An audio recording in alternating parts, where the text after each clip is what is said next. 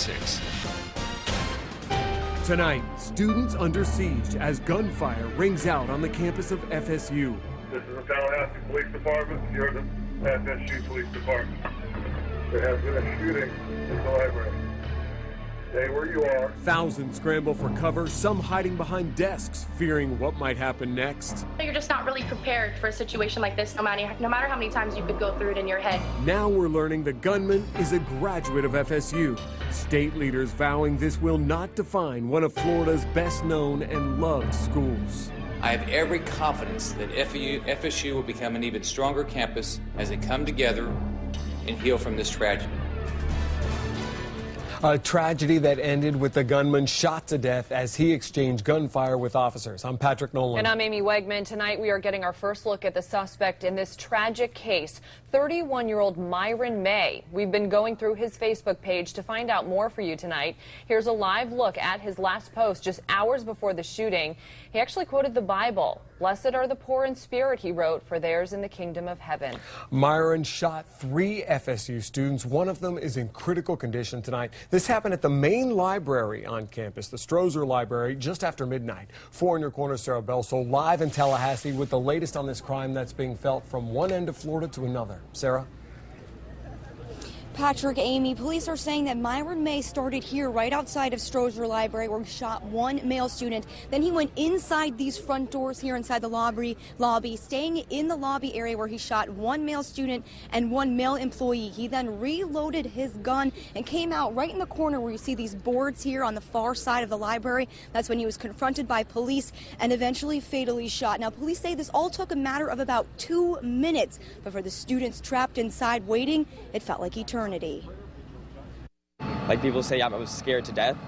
I never knew what that feeling was till last night. A quiet night of studying turning into sheer terror for FSU freshman Daniel Morales. He had been inside the Strozer Library for a few hours when he heard muffled sounds and alarms go off. This man came running like 30 seconds later. He's like, "There's someone has a gun, like run." Daniel says he dropped everything and ran into a back room on the 2nd floor with about 100 other students. They're screaming and crying. You can just see the terror in their faces. Once inside, Daniel and about a dozen others piled furniture in front of the door, not knowing exactly what was going on, but hoping it would help keep them safe. Our fears were confirmed when, on the loudspeaker, a police officer said that there was a gunman on the loose in the library. And at that point, just my mouth went dry. While Daniel and others prayed and called loved ones, police say FSU grad and Texas lawyer Myron Mays was in the downstairs lobby with an automatic handgun, where he shot 3 males, sending 2 to the hospital. Police say his journals and videos show he was a, quote, man in crisis, writing he wanted to bring attention to the issues of targeting.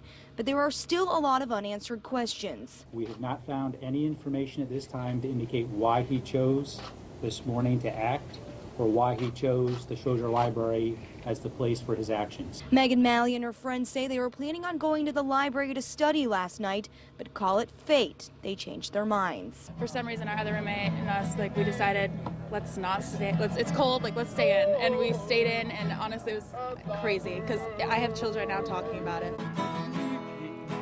Still in shock, like many of the students who came out to sit on the front lawn outside the library today, and especially for those who were inside. Never did I think, ever in my whole life, that this would happen, my freshman year, or here at FSU.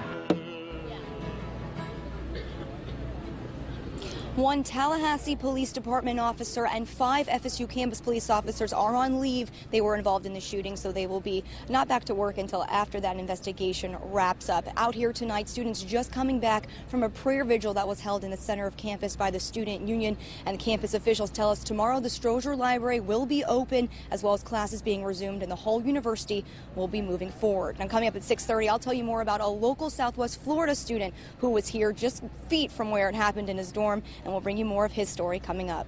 We're live in Tallahassee. Sarah Belsol, Fox 4, in your corner. All right, thank you, Sarah. Meanwhile, tonight we are learning even more about the man allegedly responsible for this tragedy. Tallahassee police say that they've obtained a journal as well as videos belonging to Myron May. They say they indicate that he believed the government was targeting him. Officers say May that was armed with a semi-automatic handgun. He reloaded at least once. He reportedly tried to get past security barriers before he fatally was shot by officers. Now, May and officers exchanged more than 30 shots. He graduated from Florida State and then went to law school at Texas Tech.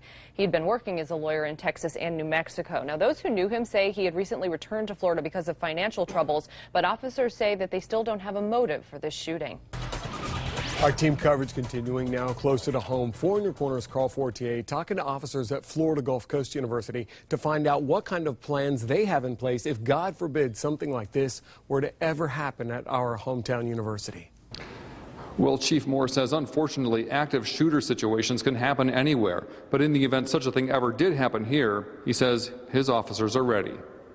Our officers train. We invite Lee County Sheriff's Department to come train with us to do active shooter training. Stephen Moore is chief of the University Police at FGCU. He says his department has established protocols for active shooter situations, but he thinks it's also important for students to know what to do in such an emergency. If the shooter's in a building, you should try to get out. If you can't get out, hide out, which is, again, what a lot of them did at FSU, barricading themselves in a room. And then there's this option. If the shooter comes into your room, you have to decide it's him or you, and it's takeout. So, throw your laptop at him, throw a stapler at him, and attack. FGCU sophomore Mary Slobodnik has a couple of friends at FSU that were in the area of the shooting. One of my other friends, actually, who was my grade 2, was leaving the library as it was starting to happen, so I'm glad that they're both okay. Chief Moore says it's rare that these events happen, and as much as we might not want to think about it, if it does occur, we should all know what we would do if a gunman opens fire. Wherever you're at, whether you're at a college campus or you're at a bank or a mall or a movie theater or whatever. Now, Chief Moore says they continually review active shooter situation guidelines, and at a meeting with other state university police chiefs in January, the FSU incident will likely be a main topic. At FGCU, Carl Fortier, Fox 4 in your corner. This is only the beginning of our complete team coverage. Coming up at 6:30, we're hearing from an FSU freshman with ties to Southwest Florida. He is sharing his thoughts and feelings on this tragic shooting, this terrifying shooting. Meanwhile, this is very much on the minds of students at Florida Gulf Coast University. You just heard from security at the school. We're going to get the students' reaction coming up, and we're digging deeper into crime rates on FSU's campus. You can count on 4 in Your Corner to stay on top of this developing story out of Tallahassee and bring you the very latest online on fox4now.com.